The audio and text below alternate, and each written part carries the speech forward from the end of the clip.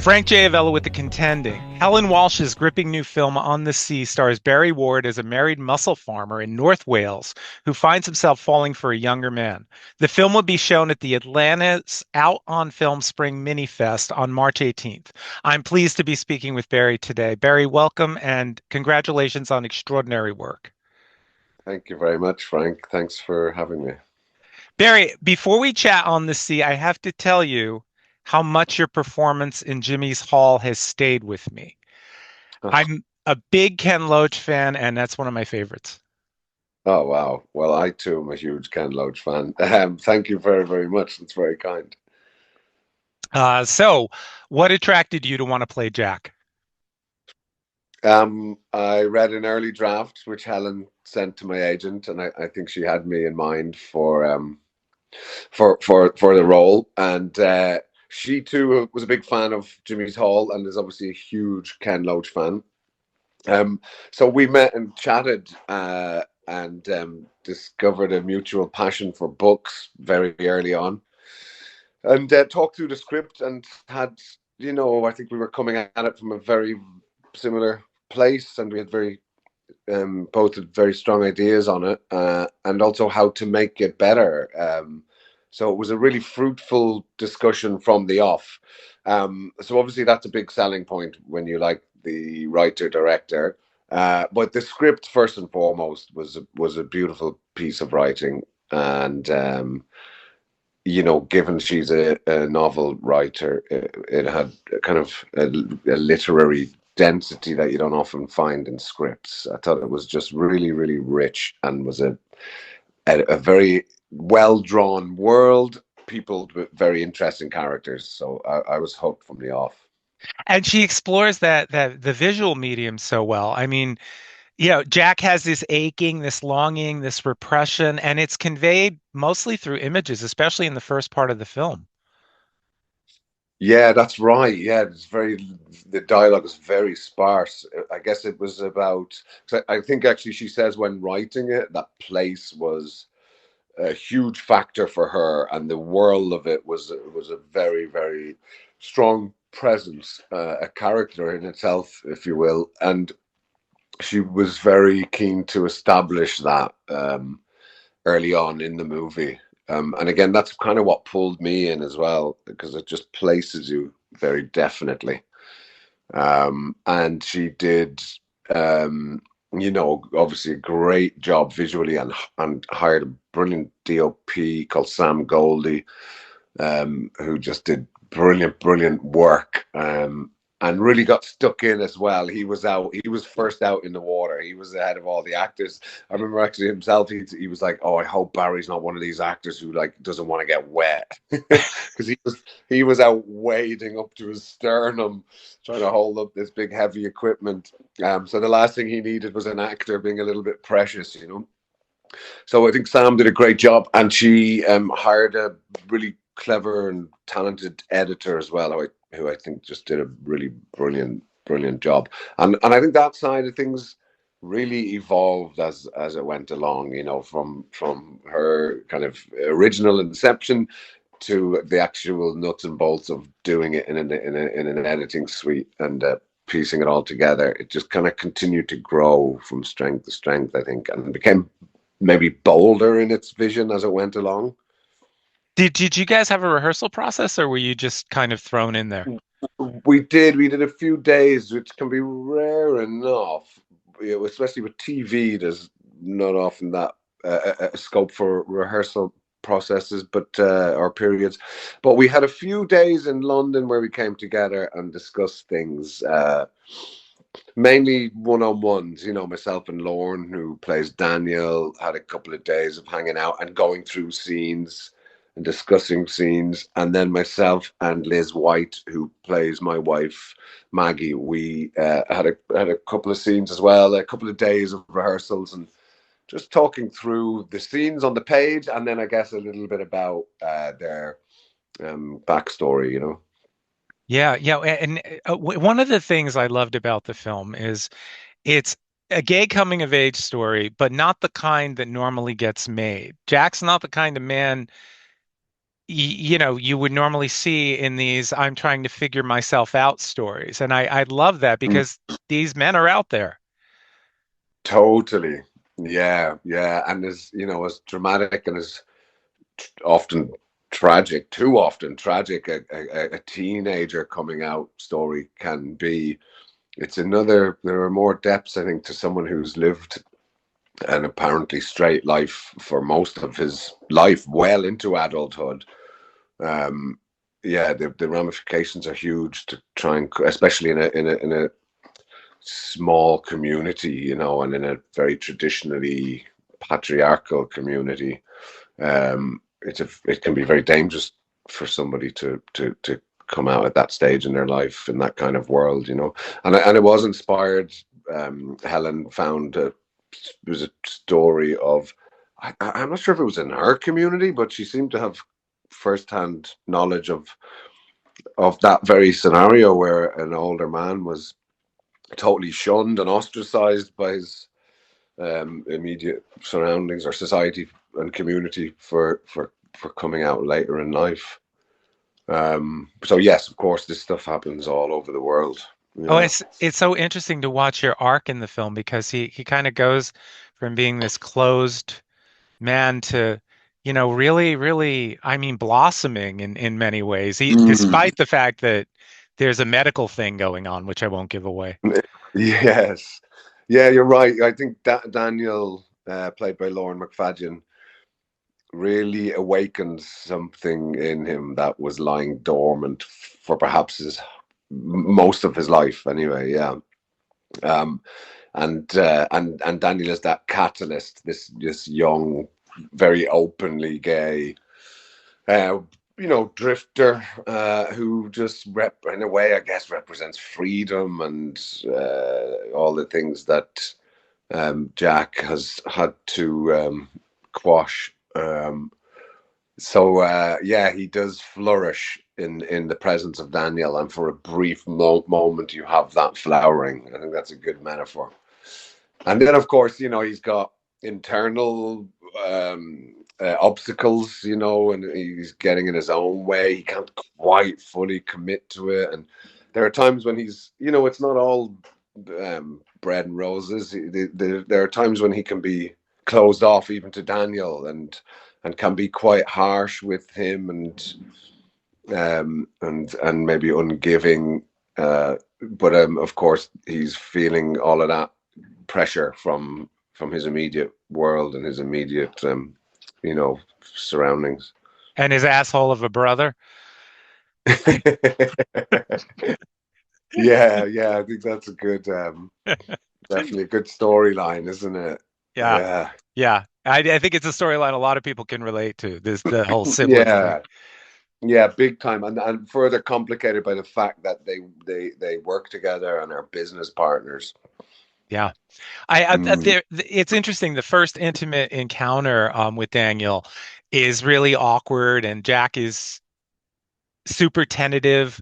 But the second Jack in the second one, really lets loose, and I love that because it felt so authentic that all of a sudden all that repression just kind of gets tossed away. Can you speak about creating that with Helen and also Yeah,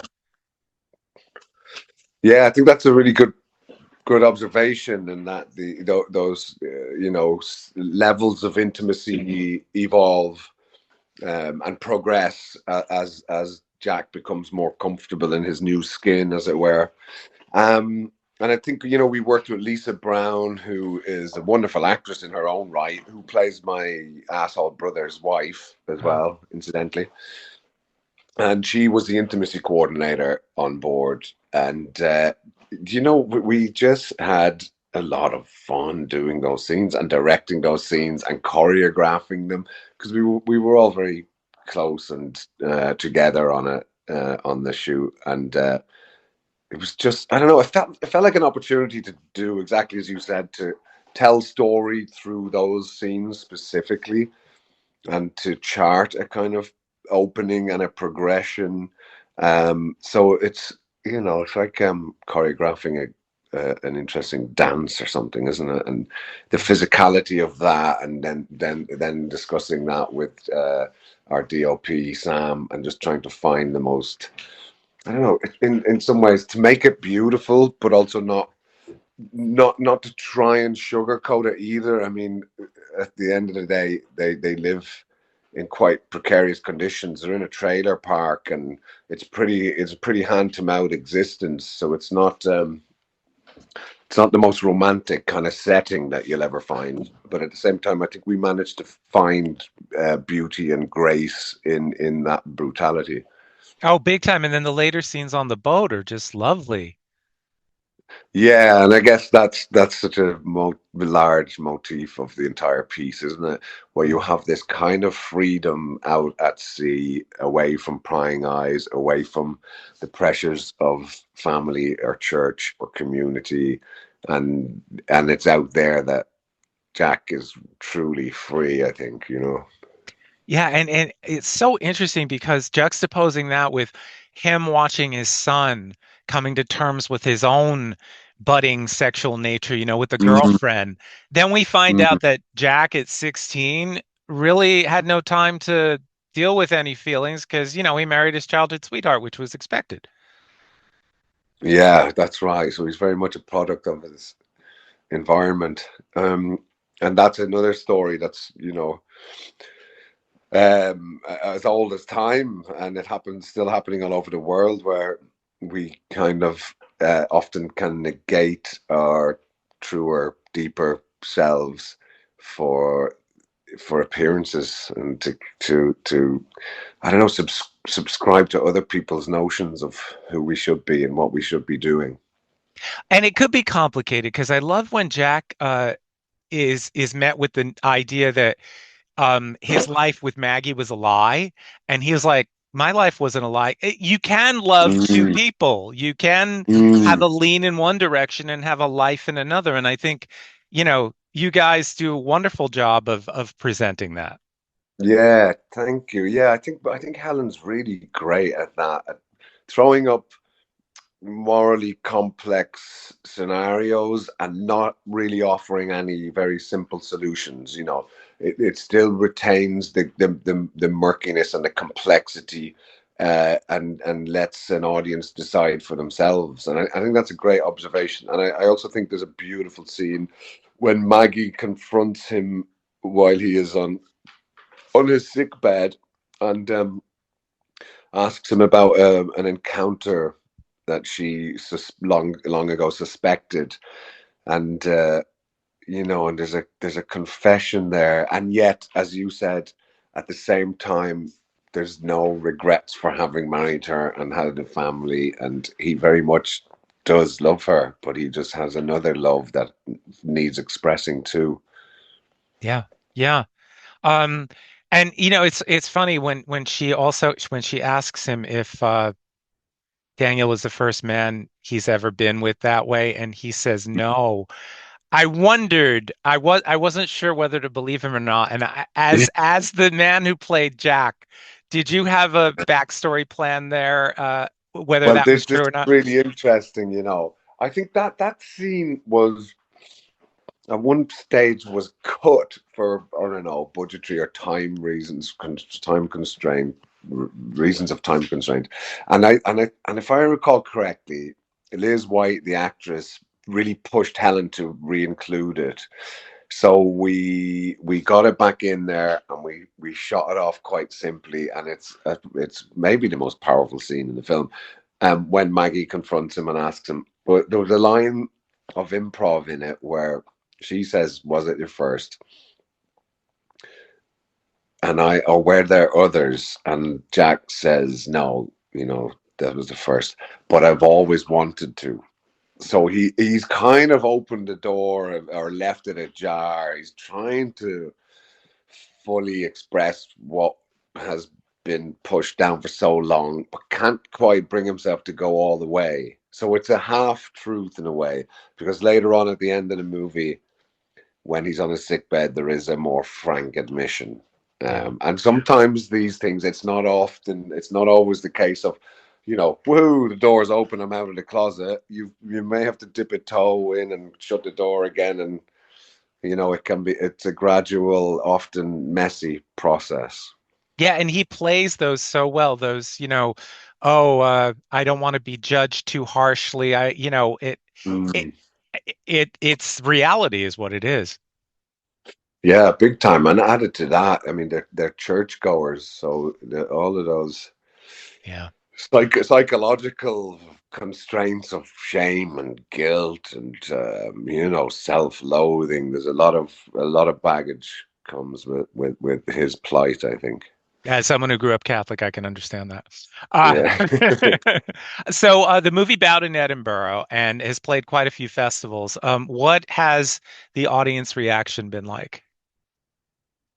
It's been incredibly positive. Absolutely. People are adoring it and responding really, really strongly to it. Gays, straights, men, women, old, young. Because I think, you know, whatever the specifics of the subject matter, we all have uh, very deep inner lives that we're often afraid to show the world.